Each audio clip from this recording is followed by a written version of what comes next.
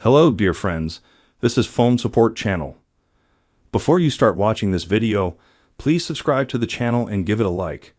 And also write your feedback in the comments if this video helped you, or if you have any questions. Thank you. In this video, I want to show and tell you how to change your screen recording resolution on your iPhone. You may not have been aware of this setting changing until now, but now I'm going to tell you how to change it.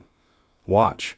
To do this, you need to make a screen recording, or choose the recording that you already have. After that, you go to any browser and write such a request, change video resolution. And here you choose the site, online-video-cutter.com. You open it. You click on Open File, and click on Photo Library. Here you find your record and click Done. And already here you choose the resolution of the screen you need. After that we click Download. The video is downloaded to our download folder. We open it. Then we can save the video. We see that the video has become poor quality because I reduced its resolution, but you can choose your own. As you can see, this is a very simple and fast way. Done. There's nothing complicated. If you like this video, put likes and subscribe to the channel.